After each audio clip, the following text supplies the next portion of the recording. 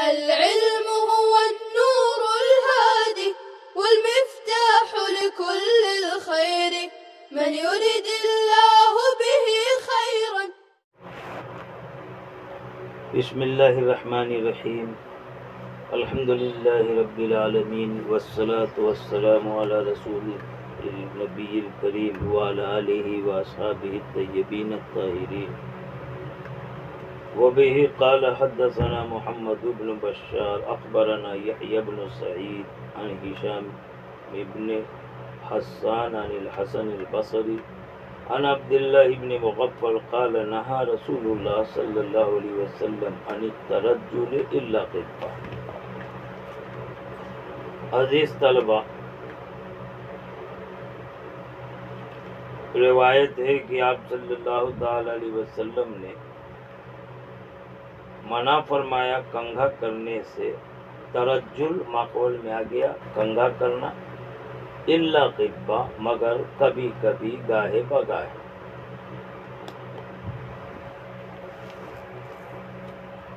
اصل میں بس بار بار سر میں تیل لگانا، کنگھا کرنا یہ فیشن ہے، ہر ایک طرح کا تکلف.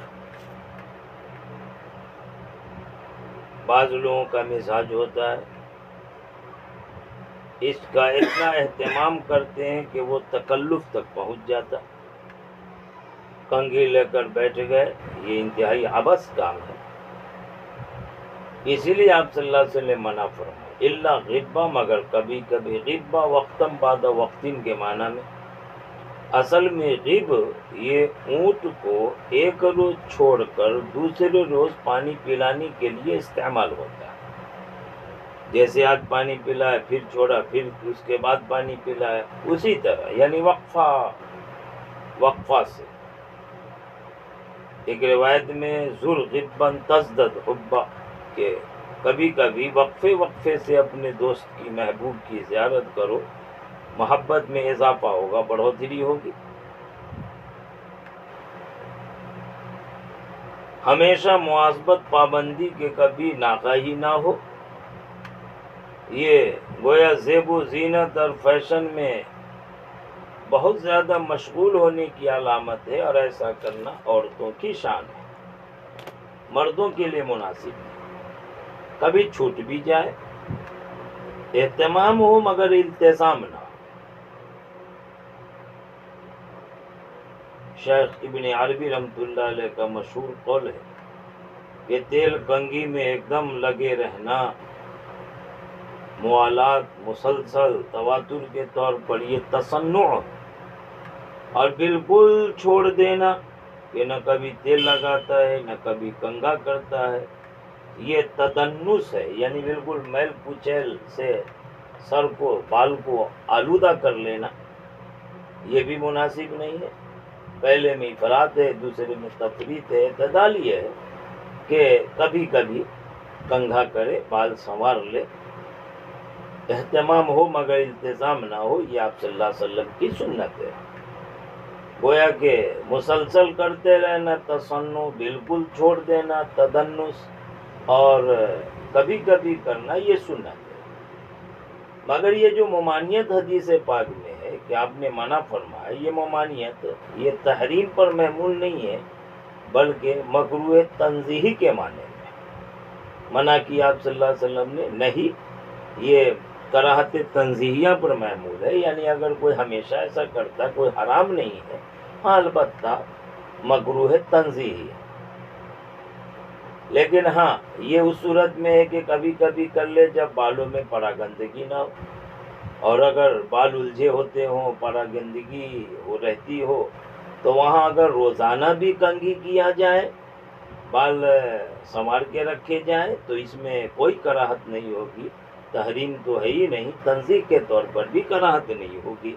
اس لیے مسئلہ واضح رہنا چاہیے کہ ضرورت بقدر ضرورت ہو، بہت زیادہ اہتمام کی التزام بن جائے، اور بہت زیادہ بالکل بے توجہی کہ گندگی ہو جائے، اس طرح نہیں کرنا چاہیے. دوسری روایت ہے جس روایت میں امام ترمذی کو استاد حسن بن عرفہ ہیں اور ان سے عبدالسلام بن حرب روایت کرتے ہیں اور وہ یزید بن ابی خالد سے روایت کرتے ہیں۔ روایت ہے حدثنا عبدالسلام بن حرب عن یزید بن ابی خالد۔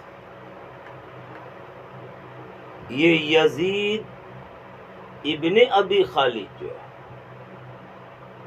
جس کا مفہوم ہوتا ہے یزید جو ابو خالد کے بیٹے ہیں۔ اس راوی کے بارے میں ذہن میں رکھیں کہ نسخوں میں جو یزید بن ابی خالد ہے، یہ ابن کا لفظ یہ نسخے میں غلطی سے آ گیا ہے۔ مولا علی قاری رحمۃ اللہ علیہ فرماتے ہیں کہ یہ ابن زائد ہے، غلطی میں آ گیا، اصل میں یزید ابی خالد ہے، یزید بن ابی خالد نے یزید ابی خالد۔ اور اس کی وجہ یہ ہے کہ یزید اور ابو خالد یہ دونوں ایک ہیں، یزید اصل نام ہے اور ابو خالد ان کی کنیت ہے، یزیدی کی کنیت ہے۔ یزید وہ یزید جو خالد کے باپ ہیں، یزید نام ہے اور ابو خالد کنیت ہے، اور دونوں کا مصداق ایک ہے۔ اب بیچ میں ابن جو آیا اس سے غلط مفہوم نکل رہا، یزید جو ابو خالد کے بیٹے، یعنی گویا ابو خالد جو ہے وہ یزید کا باپ اور یزید ابو خالد کا بیٹا، حالانکہ ابو خالد ان کا باپ نہیں، یہ خود ہی ابو خالد ہے۔ خود ابو خالد ہونے کا مطلب یہ ابو خالد کے بیٹے نہیں ہیں، بلکہ یہ تو ابو خالد کے باپ ہیں، یزید جو ابو خالد کے باپ، نہ کہ ابو خالد، یہ یزید ابو خالد کے بیٹے نہیں ہیں بلکہ خالد کے باپ ہے، ابو خالد یعنی خالد کے باپ۔ بہرحال ابن کا لفظ زائد ہے، غلطی ہو گئی نسخے میں، اس سے غلط مفہوم نکلا کہ یزید جو ابو خالد کے بیٹے، یہ دونوں باپ بیٹے الگ الگ ہو گئے، حالانکہ یزید خود ابو خالد ہے یعنی خالد کے باپ۔ یزید ابو خالد کا بیٹا نہیں ہے بلکہ یزید خالد کا باپ ہے۔ مولا علی قاری نے اس کی وضاحت فرما دی ہے، لہذا تنبہ کے لیے اتنی وضاحت ضروری تھی۔ آگے روایت میں حمید بن عبد الرحمن آتے ہیں، وہ عن رجل من اصحاب نبی صلی اللہ علیہ وسلم، آپ صلی اللہ علیہ وسلم کے صحابہ میں ایک آدمی سے روایت فرماتے ہیں۔ یہ رجل نکرہ مجہول راوی ہے، یہ کون ہے رجل؟ آپ صلی اللہ علیہ وسلم کے صحابہ میں ایک آدمی، محدثین نے کئی احتمال بتائے، ایک یہ کہ ان کا نام حکم بن عمر ہے، بعض لوگوں نے کہا کہ ان کا نام عبداللہ بن سرجس ہے، بعضوں نے کہا کہ وہ ابن مغفل ہے۔ بہرحال سوال ہوگا کہ ایک راوی تو مجہول ہوا، تو کیا راوی کی جہالت سے روایت پر کوئی اثر ہوگا؟ بالکل کوئی اثر نہیں ہوگا، کیونکہ رجلن یہ نکرہ ہے، مجہول راوی، مگر من اصحاب نبی آگے آیا کہ یہ صحابہ کرام میں سے، اور صحابی اگر مجہول ہو اور مبہم ہو تو ان کی جہالت اور ابہام سے کوئی ضرر نہیں ہوتا۔ مشہور روایت ہے الصحابۃ کلھم عدول، کے صحابی سب کے سب عدل والے ہیں، لہذا وہ معروف ہو مجہول ہو اس سے کوئی فرق نہیں ہے۔ محدثین کا اصول ہے کہ صحابی سے نیچے والا کوئی راوی مجہول ہے تو روایت کا حکم بھی مجہول کا ہوگا، اور اگر کسی صحابی کا نام نہیں ہے تو اس صحابی کے نام نہ ہونے سے وہ روایت مجہول نہیں ہوگی بلکہ ان کی روایت معتبر ہوگی۔ یہاں پر بھی وہ صحابی جو مجہول صحابی ہیں اس سے روایت پر کوئی اثر نہیں پڑے گا بلکہ یہ روایت معتبر ہو جائے گی۔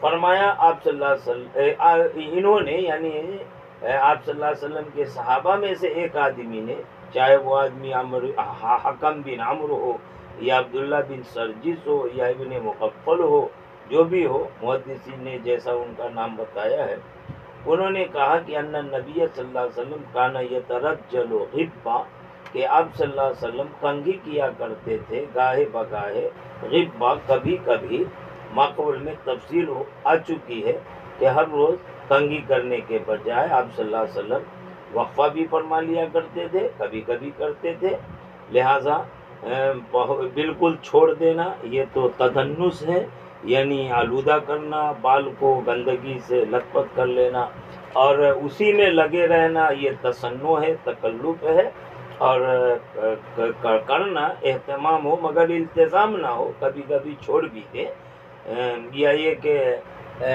کبھی کبھی کیا کریں، تو یہ آپ صلی اللہ علیہ وسلم کی سنت ہے۔